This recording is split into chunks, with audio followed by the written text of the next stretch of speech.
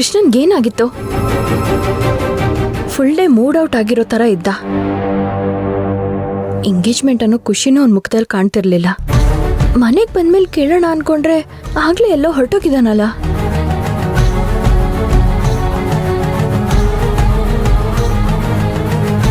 ಅವನಿಲ್ಲ ಅಂದ್ರೆ ಏನು? ಫೋನ್ ಇಲ್ವಾ? ಅದೇನಾಗಿದೆ ಅಂತ ಅವನಿಗೆ ಕಾಲ್ ಮಾಡಿ ಕೇಳೋಣ.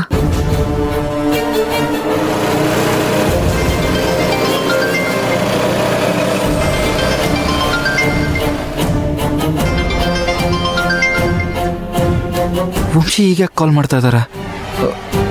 ಹಲೋ ಹಲೋ, ಎಲ್ಲಿದ್ಯಾ? ಎಂಗೇಜ್ಮೆಂಟ್ ದಿನನೂ ಮನೇಲಿ ಇರೋಕ್ಕಾಗಲ್ವಾ ನಿಂಗೆ? ಏನಾಯ್ತು? ಏನಿಲ್ಲ, ಆಗ್ಲೇ ಕಾರಲ್ಲಿ ಬರ್ಬೇಕಾದ್ರೂ ಕೂಡ ನೀನೇನೋ ಟೆನ್ಷನ್ನಲ್ಲಿ ಇರೋ ಥರ ಇತ್ತು. ಅದಕ್ಕೆ ಏನಾದರೂ ಸಮಸ್ಯೆ ಆಗಿದ್ಯಾ ಅಂತ. ಹೌದು, ಒಂದು ದೊಡ್ಡ ಸಮಸ್ಯೆನೇ ಆಗಿದೆ. ನೀವ್ಯಾರು ಯೋಚನೆ ಮಾಡದೇ ಇರೋ ಅಷ್ಟು ದೊಡ್ಡ ಸಮಸ್ಯೆ ಆಗಿದೆ.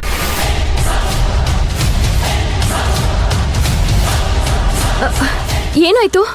ನಿನಗೇನು ಆಗಿಲ್ಲ ತಾನೆ? ಅದೆಲ್ಲ ಫೋನಲ್ಲಿ ಹೇಳಕ್ಕಾಗಲ್ಲ, ಮನೆಗೆ ಬಂದ್ಮೇಲೆ ಹೇಳ್ತೀನಿ.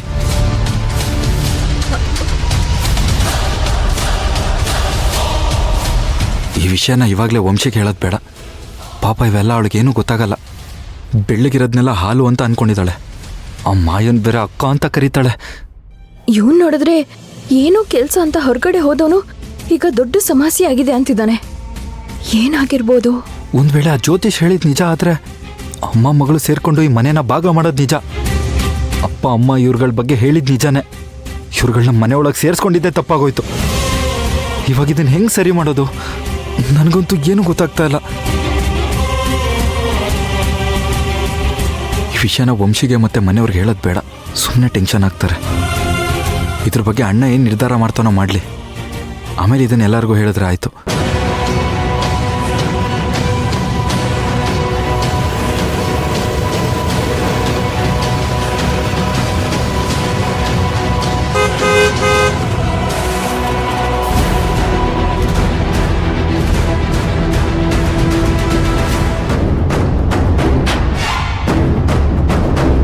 ಏನೋ ದೊಡ್ಡ ಸಮಸ್ಯೆ ಅಂತಿದ್ದ. ಏನಿರ್ಬೋದು? 5 ನಿಮಿಷಕ್ಕೆ ಬರ್ತೀನಿ ಅಂದಿದ್ದ, ಇಷ್ಟೊತ್ತಾದ್ರೂ ಬಂದಿಲ್ವಲ್ಲ. ಕೃಷ್ಣ, ಏನಾಯ್ತು? ಏನೋ ತೊಂದರೆ ಅಂತ ಹೇಳ್ದೆ. ನಿನ್ಗೇನೂ ಆಗಿಲ್ಲ ತಾನೆ? ಏನಾಯ್ತು ಅಂತ ಹೇಳು ಬೇಗ. ನಮ್ಮ ಹೋಟೆಲಲ್ಲಿ ಸ್ವಲ್ಪ ಪ್ರಾಬ್ಲಮ್ ಆಗಿತ್ತು ಅಷ್ಟೇ.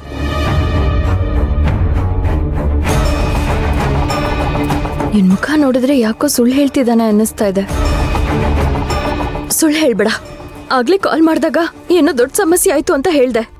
ಏನು ಅಂತ ನಿಜ ಹೇಳು. ಇವಾಗ ಏನಪ್ಪ ಮಾಡೋದು? ಇವ್ರು ನನ್ನ ಹತ್ರ ಬಾಯಿ ಬಿಡಿಸ್ತೆ ನನ್ನನ್ನು ಸುಮ್ಮನೆ ಬಿಡಲ್ಲ ಅನಿಸ್ತಾ ಇದೆ. ನಿಮಗೊಂದ್ಸಲ ಹೇಳಿದ್ರೆ ಅರ್ಥ ಆಗಲ್ವಾ? ಹೋಟೆಲಲ್ಲಿ ಏನೋ ಸಮಸ್ಯೆ ಆಗಿತ್ತು ಅಂತ ಹೇಳ್ದೆ ತಾನೆ? ಯಾಕೆ ಕೇಳಿದ ಪ್ರಶ್ನೆ ಕೇಳ್ತೀರಾ? ಕೃಷ್ಣ, ಏನೂ ಆಗಿಲ್ಲ ಅಂತ ಬಾಯಲ್ಲಿ ಹೇಳಿದ್ರು ಇವನ್ ಯಾಕೆ ಇಷ್ಟು ಟೆನ್ಷನ್ ಆಗಿದ್ದಾನೆ? ನನ್ನ ಹತ್ರ ಏನೋ ಮುಚ್ಚಿಡ್ತಿದ್ದಾನೆ.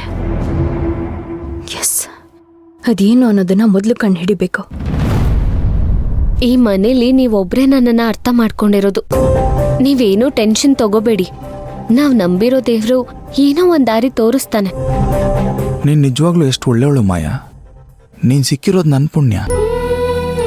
ನಮ್ಮಿಬ್ಬರ ಜೋಡಿನ ದೇವರೇ ಮಾಡಿರ್ಬೇಕು. ನಿನ್ನ ಬಿಟ್ಟು ಒಂದು ಕ್ಷಣ ಕೂಡ ನಾನಿರಲ್ಲ. ಜೀವನ ಪರ್ಯಂತ ನಿನ್ ಜೊತೆ ಇರೋದೇ ನನ್ನ ಆಸೆ. ನೀವು ಅಂದ್ರೆ ನನಗೂ ಇಷ್ಟನೇ. ಆದ್ರೆ ಈ ಮನೆಯವರು ನನ್ನ ಯಾವತ್ತೂ ಸೊಸೆಯಾಗಿ ಒಪ್ಕೊಳ್ಳಲ್ಲ. ಅವ್ರ ಪಾಲಿಗೆ ನಾನ್ ಯಾವತ್ತಿದ್ರೂ ಕೆಲ್ಸದವಳೆ. ಹಾಗೆಲ್ಲ ಹೇಳ್ಬಿಡ ಮಾಯಾ.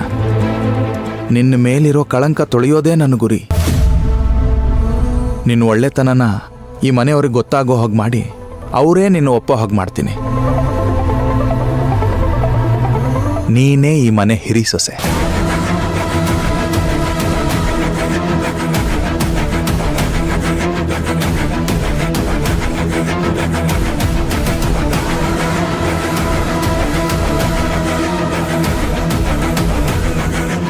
ಈ ಮಾಯಾ ಬುದ್ಧಿ ಏನು ಅಂತ ನಮ್ಮ ಅಣ್ಣಂಗೆ ಗೊತ್ತು ಮಾಡೇ ಮಾಡ್ತೀನಿ.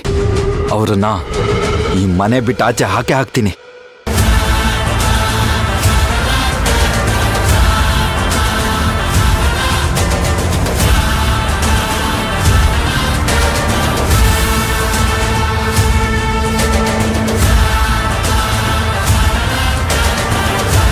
ಇವತ್ತದೇನೇ ಆದರೂ ಅಣ್ಣನ ಹತ್ರ ಸತ್ಯ ಹೇಳ್ಬಿಡ್ಬೇಕು. ಬಣ್ಣ ಹಚ್ಕೊಂಡ್ ಬದುಕು ಮಾಡಿದ್ರೆ ಏನಾಗುತ್ತೆ ಅಂತ ಅವನಿಗೂ ಗೊತ್ತಾಗ್ಲಿ.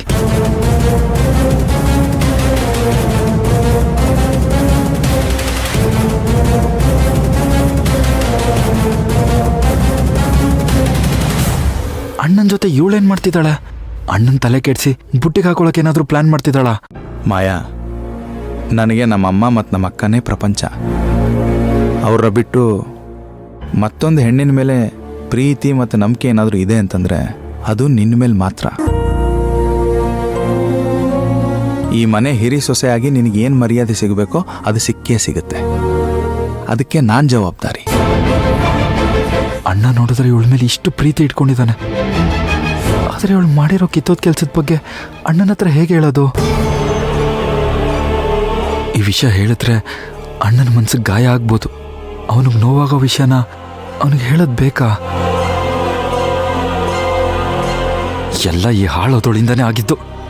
ಆನಂದ ಸಾಗರದ ಥರ ಇದ್ದಿದ್ದ ಮನೆಗೆ ವಿಷ ಹಾಕೋ ಕೆಲಸ ಮಾಡ್ತಾರೆ. ಇವ್ರಿಗೆಲ್ಲ ಆ ದೇವರು ಯಾವಾಗ ಬುದ್ಧಿ ಕೊಡ್ತಾನೋ ಏನೋ.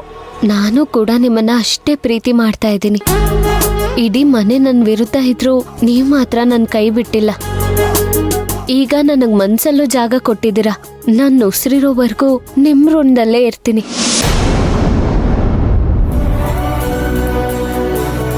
ಮಾಯಾ, ಋಣ ಗಿಣ ಅಂತೆಲ್ಲ ಮಾತಾಡಬೇಡ ಮಾಯಾ. ನೋಡು, ಈ ಮನೆಯಲ್ಲಿ ನಮ್ಮ ಅಮ್ಮ ಮತ್ತು ನಮ್ಮ ಅಕ್ಕನಿಗೆ ಎಷ್ಟು ಅಧಿಕಾರ ಇದೆಯೋ ಅಷ್ಟೇ ಅಧಿಕಾರ ನಿನಗೂ ಇದೆ. ನಾನ್ ಈ ಮನೇಲಿದ್ದಾಗ ಇಲ್ಲಿ ನನಗಷ್ಟೇ ಸ್ಥಾನ ಇರಬೇಕು. ನಿಮ್ಮಮ್ಮ ಮತ್ತೆ ನಿಮ್ಮ ಅಕ್ಕನ ಜಾಗ ಕಿತ್ಕೊಳ್ಳೋದೆ ನನ್ನ ಮುಂದಿನ ಗುರಿ.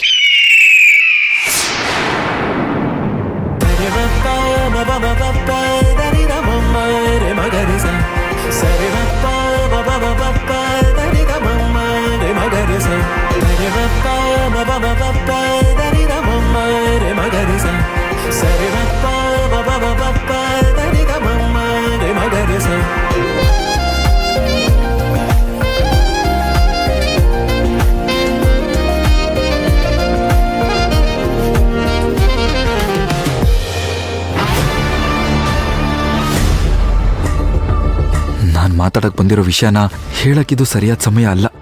ಒಂದು ವೇಳೆ ಈಗ ನಾನು ಹೋಗಿ ಮಾತಾಡಿದ್ರೆ ಅದು ತಪ್ಪಾಗುತ್ತೆ. ಸರಿಯಾದ ಸಮಯ ನೋಡ್ಕೊಂಡು ಮಾತಾಡೋದೇ ಒಳ್ಳೇದು.